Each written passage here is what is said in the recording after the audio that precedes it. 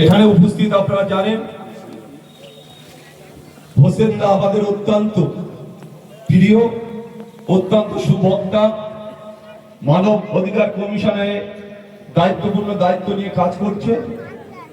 এখানে আমাদের বিভিন্ন অঞ্চলের অঞ্চল সভাপতি, নেতৃত্ব, দায়িত্বপূর্ণ সমস্ত নেতৃত্ব এখানে উপস্থিত আছেন মঞ্চে। আমার ভাইরা, দাদারা, বয়স্ক গুরুজন সবাই আছেন। সামনে আমার আইএসএফ এর কর্মী ভাই বন্ধু, যারা আইএসএফ এর ঝান্ডাটাকে ঘাড়ে করে নিয়ে একটার পর একটা লড়াই করে আজকে হয়তো আমরা বাংলার মাটিতে খুব বেশি সিট আমরা পেতে পারতাম, কিন্তু শেষ সময় আপনারা দেখেছেন যে পরিকল্পনা করে শুধু ভাঙড়, ক্যানিং আর হারোয়া বলে নয়, একটা পরিকল্পনা ছিল। সেই পরিকল্পনায় আজকে আমরা আইএসএফ হেরেছি। আপনারা জানেন ক্যানিং পূর্ব বিধানসভায় যেভাবে ভোট হয়েছে, 97% ভোট পোল হয়েছে, যা পশ্চিম বাংলার কোন বিধানসভায় এত ভোট পোল হয়নি। তা সত্ত্বেও আমি হেরেছি 914টা ভোট, সেখানে আমি পাচ্ছি করা 6টা। একটা জায়গায় 1060টা ভোট, সেখানে আমি পেয়েছি 9টা। এই যে ভোট চুরি হয়নি বা তার উদাহরণ আপনারা, আমাদের কাছে লিস্ট আছে, আপনারা যদি লিস্ট দেখেন যে যেগুলো জেনুইন, যেগুলো আইএসএফ এর শক্ত ঘাঁটি, সেই সব জায়গায় আমরা 40টা, 45টা, 30টা, 32টা করে ভোট পেয়েছি। আজকে এমন একটা মমতা বন্দ্যোপাধ্যায়, এমন একটা সরকার, এই আজকে অভিষেক বন্দ্যোপাধ্যায়কে নিয়ে টানাটানি চলছে। টানাটানি চলার দরকার ছিল, সেটা চলছে। তিনি লাস্ট টাইমে এই বারুইপুর এসপি কে বলে, এখানকার ভিডিও তাদের বলে একটা দায়িত্ব নিয়ে বলেছেন যে বাহাদুরকে জেতাতে হবে, যত পয়সা লাগে আমরা দেবো। আমরা সেদিন শেষ টাইমে জানতে পেরেছিলাম। আমরা যদি বুঝতে পারতাম এইরকম চক্রান্ত চলছে, তাহলে আমরা আগে থেকে আমাদের বুথ, যেসব বুথে আমাদের সৈনিকরা মাথায় পেটি বেঁধে, মাথায় পাগড়ি বেঁধে যারা লড়াই করেছিল, সেদিন আমরা যদি বুঝতে পারতাম, তাহলে এই সিটটা আমাদের হাতছাড়া হতো না। তাই আপনাদের কাছে বলার, আজকে অনেক নেতৃত্ব, অনেক তৃণমূলের যারা হারমাত, আজকে তারা কোথায়? বড় বড় নেতৃত্বরা আজকে শওকত মোল্লা নাই ছেলে, শওকত মোল্লা জেলা কমান্ডাররা কোথায় আছে? তাদের খুঁজে বের করতে হবে, এখান থেকে তাদের শাস্তি দিতে হবে। বড় বড় কথা। শওকত মোল্লা একদিন বলছিল যে সবার গায়ে দাগ আছে, আমার গায়ে দাগ নেই। আজকে সেই শওকত মোল্লাকে জেনে রাখতে হবে। জেলে বসে বসে সে বুঝতে পারছে। আমি পরশুদার দিন একটা মহিলার বক্তব্য শুনছিলাম যে তাকে রেপ করা হয়েছে, হোসেন ভাইও বলেছে সেটা। আজকে এই ধরনের একটা শুধু চরিত্রহীন ব্যক্তি নয়, ও লুট দ্বারা কি হলো আর নেই, ভারতবর্ষের মাটিতে মাতচোর হিসাবে বিখ্যাত।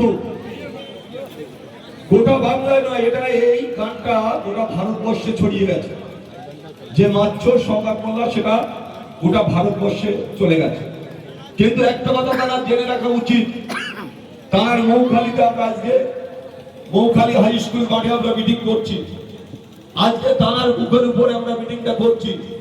সে থাকলে বোধহয় ভালো হতো, বুঝতে পারতো যে আইএসএফরা তার বুকের উপরে একটা মিটিং করছে। আমরা জানি যে উনি যেভাবে একটার পর একটা সন্ত্রাস করে ক্যানিং এর মাটিতে তিনি দুবার এমএলএ হয়েছে।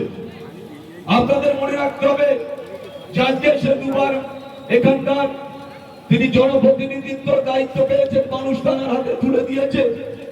কিন্তু ক্যানিং এর মাটিতে সার্বিক উন্নয়ন কি হয়েছে আপনারা নিজেরা বলুন। আজকে রাস্তাঘাট থেকে শুরু করে, আজ বিদ্যুৎ থেকে শুরু করে, আজকে শিক্ষা প্রতিষ্ঠান, স্বাস্থ্য পরিষেবা থেকে শুরু করে, আজকে একটার পর একটা কোন জায়গায় তিনি সার্বিক উন্নয়ন করতে পারেনি। বিগত দিনে যেভাবে ছিল, বিগত দিন যা যা সার্বিক উন্নয়ন হয়েছে, সেটা বিগত দিন হয়েছে, ওনার সময় হয়নি। ওনার ভেবে রাখা উচিত। আজকে জেলে বসে বসে কষ্ট হচ্ছে, সেটা আমরা বুঝতে পারছি যে আমাকেও এই সরকার বললেই মাত্র আমাকেও জেলে ঢুকিয়েছিল। আমি সেদিন বুঝছিলাম, সেদিন আমিও জেলে বসে বসে কাঁদছিলাম। আজকে বুঝতে হবে যে ভাঙড়ে যে 5-6টা মার্ডার হয়েছে সমস্তটা সরকার কল্যাণ নির্দেশে হয়েছে। আজকে আমরা দেখছিলাম যে আজকে যে বোমবাদাকে কেন্দ্র করে সরকার মোল্লা হচ্ছে মাস্টার মাইন্ড। তানার প্ল্যান, তানার শ্রম, তানার মোবাইল থেকে অনেক তথ্য পাওয়া গিয়েছে, কিভাবে মার্ডার, কিভাবে বোমবাদা, কিভাবে বোম সরানো, কিভাবে যারা আহত হয়েছে তাদের কিভাবে সরিয়ে দেওয়া, সমস্তটা সরকার মোল্লার নির্দেশ আদেশে হয়েছে।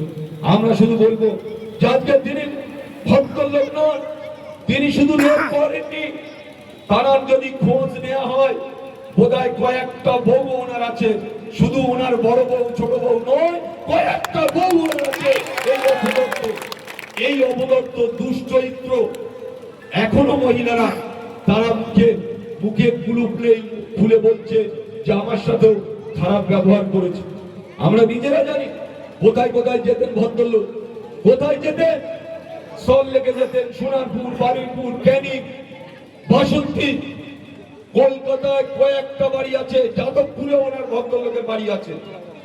ওনার ফ্যামিলির কালচারটা দেখুন। ওনার মা এখান থেকে তোলা তোলে, ওনার মেয়েরাও তোলা তোলে, ওনার ছেলে বিভিন্ন জায়গায় বিভিন্ন ভাবে তোলা তোলে। এই যে তোলার নির্দেশ মানে ওদের ফ্যামিলিটাই তোলা। ওরা কোনোদিন মানুষের জন্য ভাবেনি, নিজের ফ্যামিলির জন্য ভেবেছে, নিজেদের ফ্যামিলি নিজেরা বেঁচে থাকুক এই জন্য ভেবেছে। এই ক্যানিং পূর্বের মানুষের জন্য ভাবিনি। আজকে আপনারা বলুন ক্যানিং পূর্ব কত বড় এরিয়া, এখান থেকে শুরু করে একেবারে কলকাতা লেদার কমপ্লেক্স থেকে পর্যন্ত এই ক্যানিং পূর্ব বিধানসভা। আমি শুধু আপনাদের কাছে বলবো যে আজকে যারা নেমো খারাপ, যারা লুট করেছে, যারা পঞ্চায়েতের নামে কোটি কোটি টাকা তুলেছে, যারা প্রধান হয়েছে, যারা মেম্বার হয়েছে, আজকে তাদের চেহারা দেখুন।